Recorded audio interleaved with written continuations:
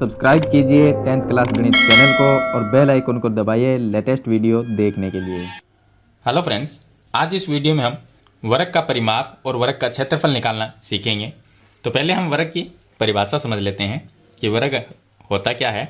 तो वर्ग की परिभाषा ये है कि ऐसा चतुर्भुज जिसकी चारों भुजाएं तो बराबर हो और प्रत्येक कोण 90 डिग्री का हो। वर्ग जो होता है उसकी चारों भुजाएं बराबर होती है और जो ये कोण है वो प्रत्येक कोण क्या होता है, समकोण होता है, मतलब कि 90 डिग्री का होता है। और वर्ग है वो एक चतुर्भुज है, क्योंकि चतुर्भुज की परिभाषा भी यही होती है कि चार भुजाओं से घिरीबंद आकृति चतुर्भुज कहलाती है। तो इसके अंदर चार भुजाएं हैं तो इसको हम चतुर्भुज कह सकते हैं। लेकिन वर्ग की यह शर्त होती है कि चारों भुजाएं बराबर होनी चाहिए और प्रत्येक कोण 90 डिग्री का होना चाहिए, तो वो आकृति एक वर्ग कहलाती है। अब बात करते हैं वर्ग के परिमाप की। तो परिमाप क्या होता है, इसके अंदर जो चार भुजाएं हैं, अगर चारों भुजाओं की जो लंबाइयां हैं ये 4 सेंटीमीटर की है, ये भुजा भी 4 है, बाकी दो भुजाएं जो रह गई वो भी 4-4 सेंटीमीटर की है। तो जो चारों भुजाएं हैं इनकी लंबाई को अगर हम जोड़ दें तो वो इसका परिमाप होता है। और क्षेत्रफल की बात करें तो इसके जो अंदर का भाग है, जितना भी एरिया है, वो इसका क्षेत्रफल होता है। तो पहले हम इसका परिमाप निकालते हैं। तो देखिए, तो वर्ग के परिमाप का जो सूत्र होता है वो होता है 4 गुणा भुजा। इस सूत्र से हम वर्ग का परिमाप निकाल सकते हैं। 4 की जगह 4 ही रखना है, गुणा में भुजा का मान, इसकी भुजा कितनी है, 4 सेंटीमीटर की है, सभी बराबर ही है, तो यहाँ पर 4 लिख देंगे। 4 को 4 से गुणा कर देंगे तो ये आ जाएगा 16 सेंटीमीटर। यह होगा इसका परिमाप।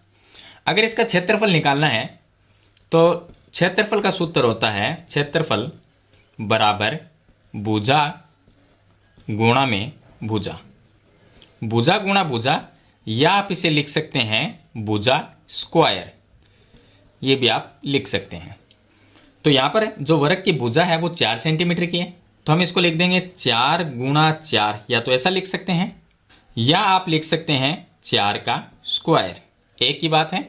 अगर 4 को हम 4 से गुणा करेंगे तो यह आएगा 16 सेंटीमीटर स्क्वायर। क्षेत्रफल स्क्वायर में आता है तो यहाँ पर सेंटीमीटर स्क्वायर लगा देंगे, अगर मीटर होता तो हम मीटर स्क्वायर लगा देते।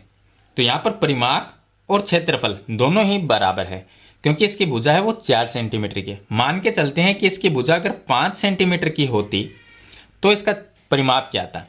अगर इसकी भुजा 5 सेंटीमीटर की होती तो यहाँ पर 4 की जगह हम 4 लिखते और गुणा में भुजा का मान 5 लिखते।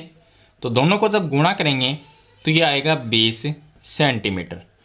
अगर भुजा इसकी 5 सेंटीमीटर है तो इसका क्षेत्रफल क्या होगा।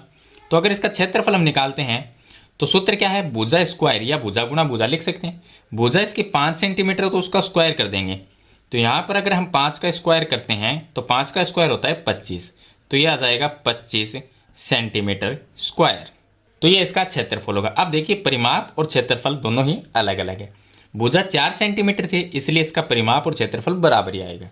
तो इस तरह से आप वर्ग का परिमाप और क्षेत्रफल है वो ज्ञात कर सकते हैं। तो मैंने बिल्कुल आपको एकदम सिंपल तरीके से बताने की पूरी कोशिश की है। फिर भी इसके बारे में कोई सवाल या सुझाव है तो कमेंट बॉक्स में जरूर लिखना। वीडियो पसंद आए तो इसे लाइक और शेयर जरूर कर देना। इस चैनल पर नए हैं तो सब्सक्राइब करना। हम मिलते हैं नेक्स्ट वीडियो में, तब तक के लिए थैंक यू।